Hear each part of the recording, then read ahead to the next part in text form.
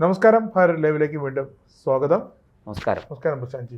ആൻഡമാൻ നിക്കോബാർ ദ്വീപ സമൂഹങ്ങൾ അല്ലേ, നമ്മുടെ സ്വാതന്ത്ര്യ സമരവുമായി ബന്ധപ്പെട്ടൊക്കെ ഏറെ കഥകൾ പറയാനുള്ള ചരിത്ര പ്രാധാന്യമുള്ള അതെ ഒരുപാട് ജ്വലിക്കുന്ന ഓർമ്മകൾ, ധീരസേനാനികളുടെ ജീവത്യാഗത്തിന്റെ അടക്കം നിസ്സഹായനായ ജയിലറുകൾ, പോർട്ട് ബ്ലെയറിലെ സവർക്കർ മുതൽ അനേകം പേർ നരകയാതന അനുഭവിച്ച ബ്രിട്ടീഷ് സാമ്രാജ്യത്വത്തിന്റെ പുറം ലോകം കാണാത്ത കൊടും ക്രൂരതകളുടെ നേർചിത്രങ്ങൾ, അത് നമുക്ക് അവിടെ ഇപ്പോഴും അവരുടെ ആ പ്രയത്നത്തിനൊക്കെ ഒരു ഫലമുണ്ടായിരിക്കുന്നു എന്നാണ് ഇപ്പോൾ പറയാൻ. കാരണം അന്ന് അവർ അനുഭവിച്ച ത്യാഗം, അവരുടെ രക്തം വീണ് പങ്കിലമായ ആ മണ്ണ്, പക്ഷേ അത് ഭാരതത്തിന്റെ സുവർണ കാലഘട്ടത്തിലേക്ക് ഭാരതത്തെ കൊണ്ടുപോവുകയാണ്. അതെ, ഞാൻ വിചാരിച്ചു ഈ ആൻഡമാനിൽ നമ്മുടെ സ്വാതന്ത്ര്യ സേനാനികളൊക്കെ നടത്തിയ ധീരോദത്തമായ ജീവത്യാഗം അടക്കമുള്ള ജയിൽവാസം അടക്കമുള്ള ആ ചരിത്ര സ്മരണയുടെ ആ സ്മരണ ഇല്ലാണ്ടാകാൻ വേണ്ടിയിട്ടാണ് രാഹുൽ ഗാന്ധി അവിടെ ചെന്ന് ഒരു വലിയ ക്യാമ്പയിൻ, ഈ മരങ്ങളൊക്കെ വെട്ടി നശിപ്പിക്കാൻ പോകുന്നു, സേവ് ആൻഡമാൻ നിക്കോബാർ എന്ന് പറഞ്ഞിട്ട് ഒരു ക്യാമ്പയിനൊക്കെ ഈ തെരഞ്ഞെടുപ്പ് സമയത്ത് അതും വോട്ടായി മാറട്ടെ. അല്ല, ബംഗാളിൽ നടക്കുന്ന പ്രചാരണം മാറ്റിവെച്ചിട്ടാണ് രാഹുൽ അവിടെ പോകുന്നത്. അതായത് രതി രഞ്ജൻ ചൗധരി അദ്ദേഹത്തിനോട് പറയുന്നുണ്ട്, താങ്കൾ ഇവിടേക്ക് വരണം എന്ന് ആവശ്യപ്പെടുന്നുണ്ട്. എന്നിട്ട് പോലും അതൊന്നും വകവയ്ക്കാതെ അതിനെല്ലാം തള്ളിക്കൊണ്ടാണ് ഈ ആൻഡമാൻ നിക്കോബാറിലേക്ക് രാഹുൽ പോയത്. രാഹുലിൻ്റെ പുറകെ നമ്മളൊന്ന് മനസ്സിലാക്കേണ്ടത്, സോണിയ വളരെ ഗുരുതരമായ ആരോഗ്യ പ്രശ്നങ്ങളോടുകൂടി സത്യത്തിൽ ആശുപത്രി കിടക്കയിലാണ്. ആ സോണിയ പോലും അവിടുന്ന് പ്രസ്താവനയായിട്ട് വരുന്നു, ആൻഡമാൻ നിക്കോബാർ ഐലൻഡുകളെ നശിപ്പിക്കരുത് എന്ന് പറഞ്ഞു. അപ്പോൾ ഈ പെട്ടെന്ന് ഇവർക്ക് ക്യാപ്സൂൾ ഇവിടുന്ന് കിട്ടി. അതായത് ആശുപത്രിയിൽ രോഗാവസ്ഥയിൽ ചികിത്സയിലയക്കുന്ന സോണിയാഗാന്ധിക്ക് പോലും എന്താണ് അവിടെ സംഭവിക്കുന്നത് ആ ഒരു ക്യാപ്സൂൾ എത്തിയിരിക്കുന്നു അല്ലേ. തീർച്ചയായിട്ടും ഒരു സ്നിപ്പറ്റ് കയ്യിൽ വന്നിരിക്കുന്നു. നമ്മൾ അതിന്റെ കാരണം അന്വേഷിച്ച് പോകുമ്പോൾ മനസ്സിലാകുന്ന ഒരു കാര്യം, ഇന്ന് യുദ്ധം നടക്കുന്നത് മിസൈലും ആയുധങ്ങളും ഒക്കെ കൊണ്ടല്ല. ഈ ഭൂരിഭാഗ യുദ്ധങ്ങളും നടക്കുന്നത് ആയുധങ്ങൾ വിട്ടിട്ടോ, വെടി വെച്ചിട്ടോ, അല്ലെങ്കിൽ പീരങ്കി ഉപയോഗിച്ചിട്ടോ, റോക്കറ്റ് അയച്ചിട്ടോ, മിസൈൽ അയച്ചിട്ടോ ഒന്നുമല്ല.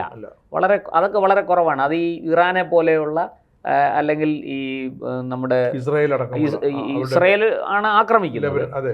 ഇപ്പം ലെബനൻ, ഇറാന്, അതുപോലെ പലസ്തീൻ, ഇങ്ങനെയൊക്കെയുള്ള ചെറിയ രാജ്യങ്ങളെ ആക്രമിക്കാൻ അവിടുത്തെ ഈ ഫ്രിഞ്ച് എലമെന്റ്സ്, ഈ തീവ്രവാദ ഗ്രൂപ്പുകൾ, ഹമാസ് പോലെയുള്ള തീവ്രവാദ ഗ്രൂപ്പുകളെ ഇല്ലാതാക്കാനാണ് അത്തരം ആക്രമണങ്ങൾ. മറിച്ച് ഇന്നിപ്പോൾ ലോകരാജ്യങ്ങൾ പരസ്പരം പയറ്റുന്നത് ആ ആയുധം വെച്ചല്ല, പകരം ഈ പറഞ്ഞതുപോലെ ഡീപ്പ് സ്റ്റേറ്റുകളുടെ തന്ത്രങ്ങളാണ്.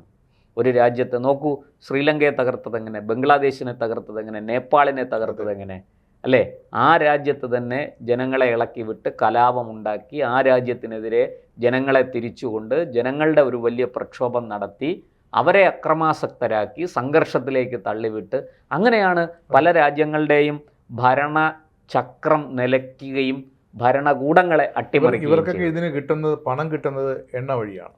ഇവരൊക്കെ ഈ യുദ്ധം അഴിച്ചുവിടുന്നതും ഈ എണ്ണയ്ക്ക് വേണ്ടിയിട്ടാണ്. എണ്ണ ആണ്, ക്രൂഡ് ഓയിലാണ്.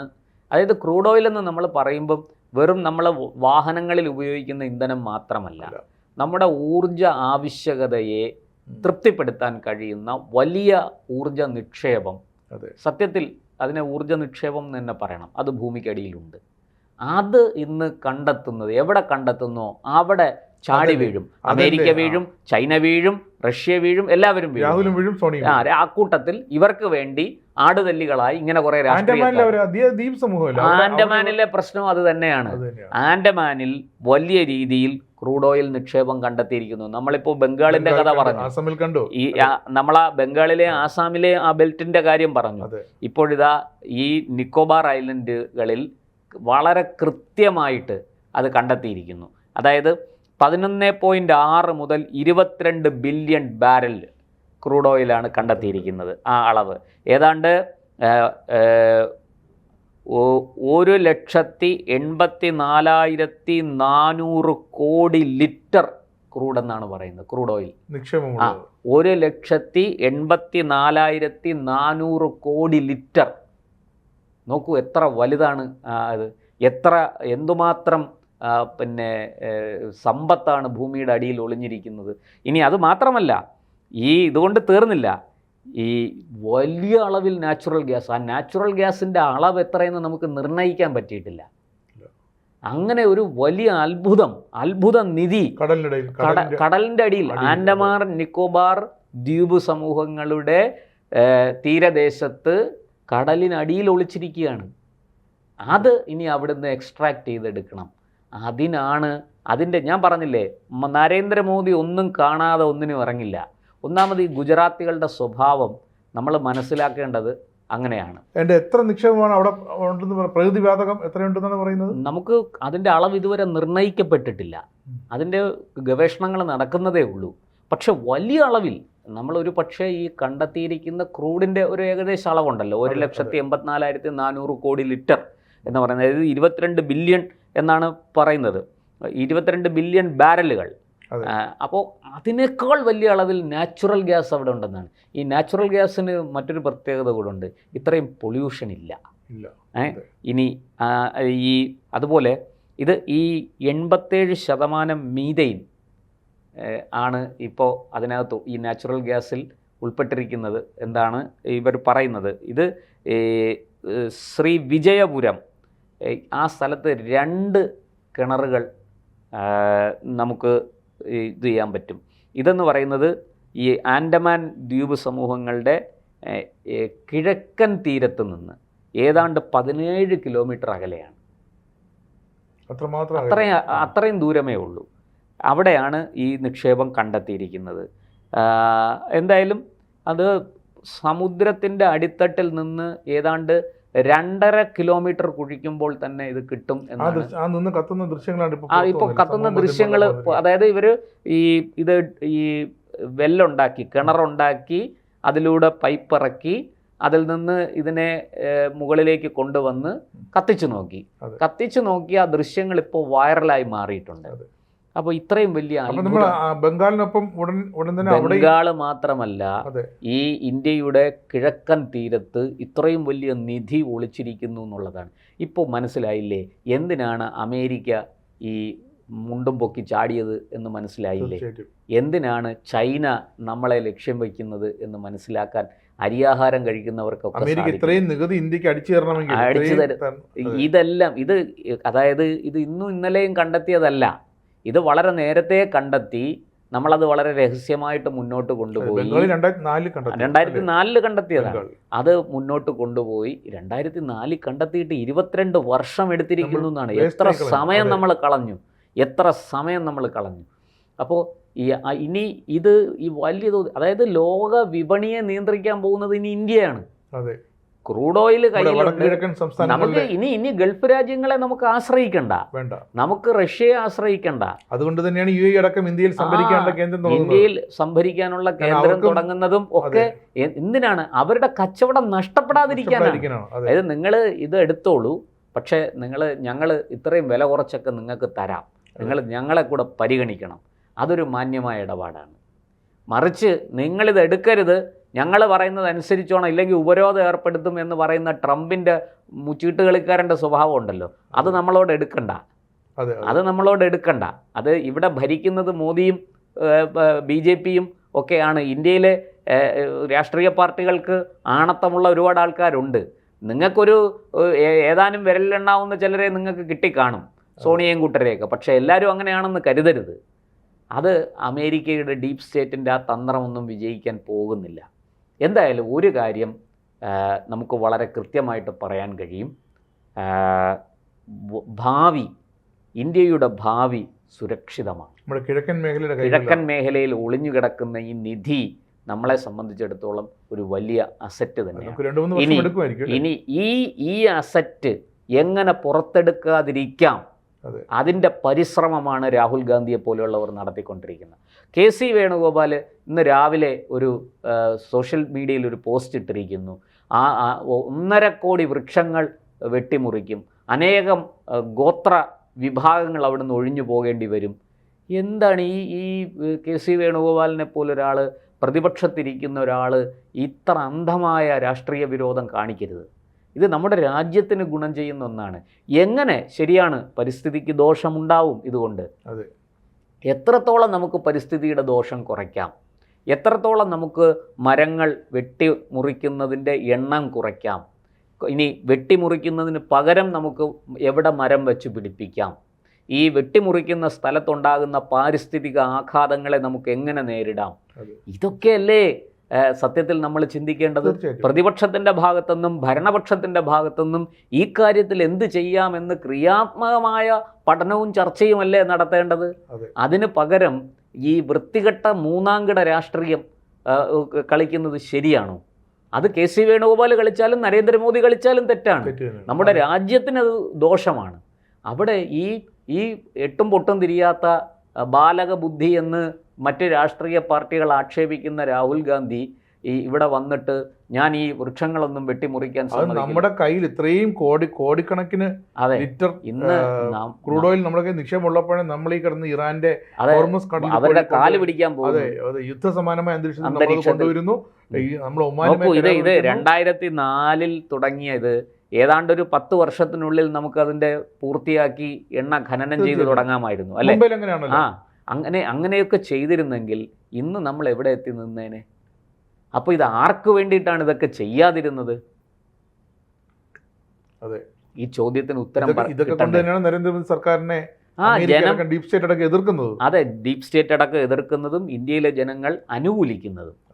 ഇപ്പോൾ നരേന്ദ്രമോദി ആകട്ടെ, അമിത്ഷാ ആകട്ടെ, അല്ലെങ്കിൽ ആ ഭരണകൂടത്തിനെ എന്തുകൊണ്ട്, ഞാൻ പറയുന്നത് അവരുടെ ഭരണത്തിൽ പൂർണ്ണമായിട്ടും ജനങ്ങളൊക്കെ തൃപ്തരാണോ? അങ്ങനെ അങ്ങേക്ക് തോന്നുന്നുണ്ടോ? തോന്നുന്നില്ല. ഒരിക്കലും നമുക്ക് ഏത് ഭരണകൂടത്തിനോടും ജനങ്ങൾക്ക് എതിർപ്പുണ്ടാകും.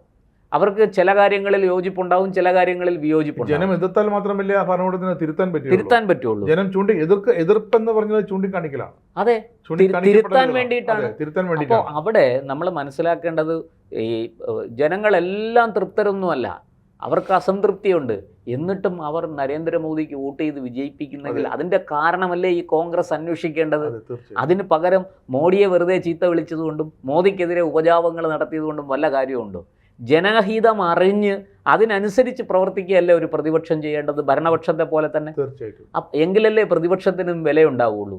മറിച്ച് ഈ പറഞ്ഞതുപോലെ ഒരു വലിയ വികസനം അല്ലെങ്കിൽ വികസനത്തിന് കാരണമായേക്കാവുന്ന ഒരു വലിയ വിഭവം നമ്മുടെ കയ്യിലേക്ക് വരാൻ തുടങ്ങുമ്പോൾ അതിനെ എങ്ങനെ തടസ്സപ്പെടുത്താം? നോക്കൂ, ജനങ്ങൾ നിങ്ങളെ തൂത്തെറിയും. അതും ബംഗാളിലെ പ്രചരണം പോലും കളഞ്ഞിട്ടാണ്.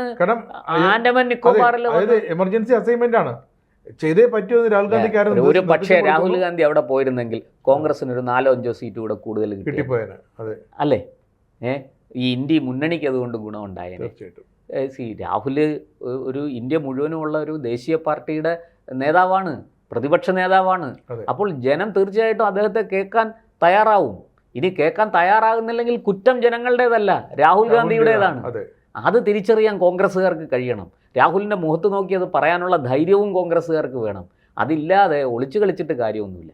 അങ്ങനെ ബംഗാൾ കളഞ്ഞിട്ട് നിക്കോബാർ ഐലൻഡിൽ വന്നിട്ട് അവിടെ പൊറാട്ട നാടകം നടത്തി സെൽഫി എടുത്തും റീലെടുത്തും ഒക്കെ അത് സോഷ്യൽ മീഡിയയിലൂടെ പ്രചരിപ്പിക്കുന്നു. ഇപ്പോൾ കഴിഞ്ഞ ദിവസം ഞാൻ കണ്ട ഒരു വീഡിയോ ഒരാൾ എടുത്തിട്ടതാണ്.